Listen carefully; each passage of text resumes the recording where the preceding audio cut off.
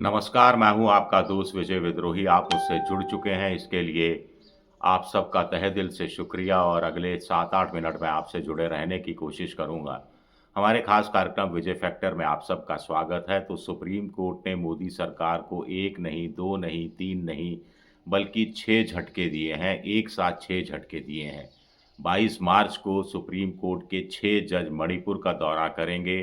वहाँ राहत शिविरों में घूमेंगे, वहाँ महिलाएँ जो हैं, बच्चे जो हैं, बूढ़ी महिलाएँ हैं, उनसे बात करेंगे, कानून व्यवस्था का जायज़ा लेंगे, मानवीय सहायता क्या दी जा रही है, उसका जायज़ा लेंगे, कानूनी सहायता कितनी मिली, कितनी क्यों नहीं मिली, इसका जायज़ा लेंगे। एक तरफ तो लोकसभा और राज्यसभा में मणिपुर के बजट को लेकर, क्योंकि राष्ट्रपति शासन लागू हो गया, तो अब केंद्र सरकार को ही बजट बनाना है। उस पर बहस के दौरान बीजेपी के नेता निर्मला सीतारमण तमाम लोग कह रहे थे कि हालात काबू में आते जा रहे हैं, कानून की व्यवस्था मजबूत होती जा रही है, स्थितियाँ सामान्य जैसी होने लगी हैं या बहुत समय नहीं लगेगा स्थितियों को सामान्य होने में, बहुत जल्द मणिपुर चमन हो जाएगा। लेकिन उधर सुप्रीम कोर्ट ने फैसला कर लिया कि भई हम खुद अपनी आँख से जाकर देखेंगे। इसके 2-3 मतलब निकलते हैं। 6 जजों का एक साथ जाना, 2 जज भी जा सकते थे, 3 जज भी जा सकते थे, लेकिन 6 जजों को भेजा जा रहा है। इससे पता लगता है कि सुप्रीम कोर्ट मणिपुर के मामले को पहली बार पूरी अति संवेदनशीलता के साथ, अति मानवीयता के साथ ले रहा है। इससे पहले भी वो सुप्रीम कोर्ट हस्तक्षेप करता रहा है, उस पर मैं बात आगे करूँगा। लेकिन अब सुप्रीम कोर्ट को ऐसा लगता है कि पानी सर के ऊपर से गुज़र गया। दूसरा, 6 जजों को भेजना, इससे साफ है कि राज्य सरकार की तरफ से जो सरकारी हलफ़नामे आते रहे, केंद्र सरकार की तरफ से जो हलफ़नामे आते रहे, जिसमें सुप्रीम कोर्ट को ये बताया जाता रहा कि चीज़ें तेज़ी से सुधरती जा रही हैं, हिंसा की बाकी चीज़ें कम होती जा रही हैं या शिविरों में हालात बेहतर होते जा रहे हैं, हाइजीनिक की व्यवस्था उत्तम कर दी गई है। इन सब बातों पर सुप्रीम कोर्ट ने यकीन नहीं किया है। ऐसे हलफ़नामों को मोटे तौर पर कहा जा सकता है कि सुप्रीम कोर्ट ने ख़ारिज कर दिया है। यही वजह है कि सुप्रीम कोर्ट को खुद जाने की ज़रूरत पड़ रही है। चाहते तो एमिकस क्यूरी यानी कोर्ट का दोस्त किसी वरिष्ठ वकील को भेज सकते थे। चाहते तो एक नई कमेटी का गठन कर सकते थे। चाहते तो जाँच एजेंसियों को पूछताछ के लिए हाज़िर कर सकते थे कि भई आइए और हमें आकर बताइए कि क्या-क्या हुआ और क्या-क्या कमियाँ रह गई या क्या-क्या अच्छाइयाँ आपने देखी मणिपुर में जाकर। लेकिन ये सब नहीं हुआ। एक साथ 6 जजों का जाना और सबसे बड़ी बात है कि 3 मई 2023 को ये घटना घटी थी, जहाँ से हिंसा भड़की थी जब करीब 4 या 5 निर्वस्त्र महिलाओं का वीडियो सामने आया था, जिसमें करगिल युद्ध के एक हीरो की पत्नी भी शामिल थी। तो तब से करीब-करीब 2 साल हो रहे हैं, लेकिन प्रधानमंत्री नरेंद्र मोदी को मणिपुर जाने का मौका नहीं मिला। इस बीच वो यूरोप घूम आए, अमेरिका घूम आए, मॉरिशस घूम आए हाल ही में, लेकिन वहाँ नहीं जा पाए। दुनिया के बहुत सारे देशों में घूम आए, मणिपुर के बगल के राज्यों में चुनाव प्रचार में चले गए, असम में चले गए, लेकिन मणिपुर जाने का मौका नहीं ढूँढ पाए, समय नहीं निकाल पाए। अमित शाह का ज़रूर जाना हुआ था राहत शिविरों का जायज़ा लेने के लिए और वहाँ की अपनी डबल इंजन की सरकार, लेकिन डबल इंजन की सरकार डबल फेलियर के साथ सुप्रीम कोर्ट की नज़र में आती हुई दिख रही है।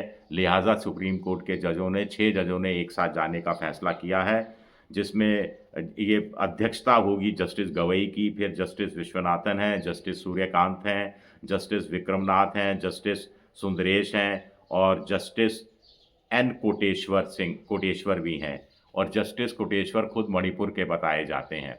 इनमें से एक आध जज ऐसे हैं जो चीफ जस्टिस ऑफ इंडिया बनने की कतार में भी हैं। मुझे लगा कि कोई महिला जज को भी शामिल कर लिया जाता तो बेहतर होता, क्योंकि मणिपुर में जो ताज़ा रिपोर्टें आ रही हैं, अभी भी स्थितियाँ ठीक नहीं हुई हैं। अभी भी चंद्रचूड़ पुर के अंदर कर्फ्यू लगाया गया, अभी एक आदिवासी नेता की हत्या हुई, मैतेई और कुकी समाज में भारी असमानता है, भारी मतभेद हैं, भारी रंजिश जैसे हालात अभी भी बने हुए हैं। दोनों समुदायों को एक साथ लाने, उनके बीच में बातचीत करने, कोई संवाद की गंभीर कोशिश बहुत ज़्यादा नहीं हुई। केंद्र सरकार का या बीजेपी सरकार का मोटे तौर पर सारा ध्यान इसी पर रहा कि उनकी मुख्यमंत्री बीरेंद्र सिंह की सरकार बची रहे। जब 18 विधायकों ने बीजेपी के ही और जनता दल के 2-3 विधायकों ने भी खुलकर विद्रोह कर दिया और किसी भी कीमत पर नहीं माने कि इस्तीफ़ा होना ही चाहिए और नया मुख्यमंत्री आपसी सहमति से ही चुना जाना चाहिए। ना वो मतई समाज से तो कतई नहीं चुना जाना चाहिए। मोटे तौर पर ये स्वर उभर कर आ रहा था कि कुकी समाज की तरफ से, तो लिहाजा मजबूरी में आकर केंद्र सरकार को वहाँ राष्ट्रपति शासन लागू करना पड़ा, क्योंकि केंद्र सरकार चाहती नहीं थी राष्ट्रपति शासन लागू करे, क्योंकि फिर लॉ एंड ऑर्डर तो राज्य सरकार का काम है, तो राज्य सरकार पर आरोप लगाया जा सकता था, राज्य सरकार पर सारी चीज़ें मत्थी जा सकती थी। सारा कुछ असफलता का जो ठीकरा है राज्य सरकार पर फोड़ा जा सकता था। लेकिन अब पिछले 1.5-2 महीने से राष्ट्रपति शासन है, तो केंद्र सरकार का इनडायरेक्ट रूप से शासन है, केंद्र सरकार ज़िम्मेदार है, केंद्र सरकार में भी गृह मंत्रालय मोटे तौर पर वहाँ की घटनाओं के लिए ज़िम्मेदार है और स्थितियाँ नियंत्रण में आने का नाम नहीं ले रही हैं। अभी हाईवे खोलने की बात कही गई थी, तो हाईवे ब्लॉक कर दिए गए। अब मूल समस्या मणिपुर की ये है कि मतई समाज जो प्रभावशाली है, जो मैदानी इलाकों में रहता है, जिसके ज़्यादा विधायक हैं बड़ी संख्या में, जनसंख्या भी ज़्यादा है, कुकी समाज या जोंबी ये सब हिली एरिया में, पहाड़ी इलाकों में रहते हैं। तो मणिपुर के हाई कोर्ट में कोई रिट डाली गई थी जिस पर मतई समाज के लोगों को भी एसटी के तहत आरक्षण दिए जाने का कोई फैसला सामने आया था, जिसका कुकी समाज ने भारी विरोध किया था। इस फैसले के खिलाफ केंद्र सरकार को या राज्य सरकार को समय रहते जिस ढंग से चेतना चाहिए था वो चेती नहीं और लोगों में असंतोष भड़कता चला गया। मतई समाज के लोग मानकर चलते हैं कि सबसे ज़्यादा पढ़े लिखे समझदार लोग वही हैं और कुकी समाज के लोग ड्रग पेडलर्स हैं, यानी सीमा पार से अवैध रूप से ड्रग्स लाने का काम करते हैं और इसका सालाना कारोबार कुछ लोग 3,000 करोड़, किस लोग 4,000 करोड़ मानते रहे हैं। अब स्थितियाँ ये हैं कि राहत शिविरों में जो लोग महिलाएं रह रही हैं, इतने तनाव में हैं, इतने दुख में हैं कि वो बच्चों को दूध पिलाने के लिए उनके स्तन का दूध तक सूख गया है। ये मैं क्विंट में एक रिपोर्ट पढ़ रहा था।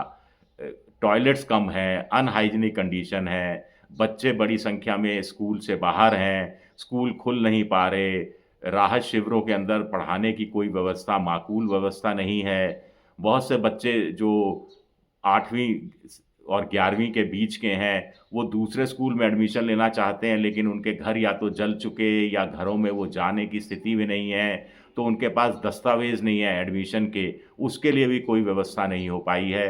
कृषि पर आधारित वहाँ की जनता है, उद्योग धंधे ज़्यादा है नहीं और कृषि प्रभावित हुई है ये आपसी हिंसा, आपसी संघर्ष के चलते हुए।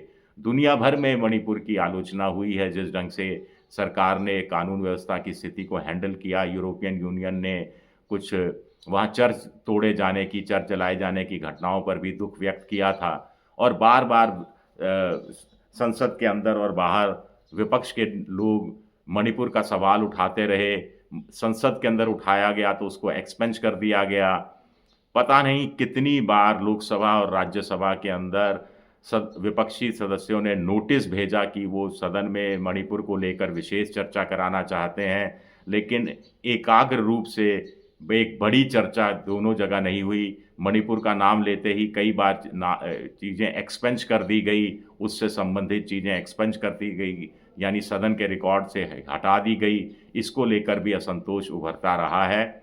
जब राहुल गांधी कैंपों में गए थे और लोगों से मिले थे, तब भी उनकी दौरे को कर्टेल करने की कोशिश की गई थी और राहुल गांधी से तब मतई और कुकी समाज के लोगों ने कहा था गले मिलते हुए, कोई तो आया, कोई तो दिल्ली से आया, जबकि राहुल गांधी की कोई राजनीतिक औकात नहीं थी। ये पिछले लोकसभा की बात कर रहा हूँ मैं, तब तो वो लीडर ऑफ अपोजिशन भी नहीं थे। तो कोई तो हमारे आंसू पहुँचने आया, कोई तो हमारा दुख सुनने आया, कोई तो हमारा दर्द सुनने आया। मोदी जी ये समय नहीं निकाल पाए दुख दर्द सुनने का। और अब सुप्रीम कोर्ट ने 6 जजों ने एक साथ तय किया कि हम जाएंगे, लोगों का दुख दर्द सुनेंगे और आकर वो स्वाभाविक है कि चुपचाप तो बैठने वाले नहीं हैं और कोई क्लीन चिट भी मिलने वाली नहीं है। अगर क्लीन चिट जैसे हालात होते तो जाने की ज़रूरत ही क्यों पड़ती। तो स्वाभाविक है कि जो प्रतिकूल टिप्पणियां होंगी वो मोदी सरकार को पचने वाली नहीं है और ये मसला आसानी से हल होने वाला नहीं है। शुक्रिया मेरा ये वीडियो देखने के लिए। पसंद आए तो लाइक कीजिए, सब्सक्राइब कीजिए, शेयर कीजिए। शुक्रिया, बहुत बहुत शुक्रिया।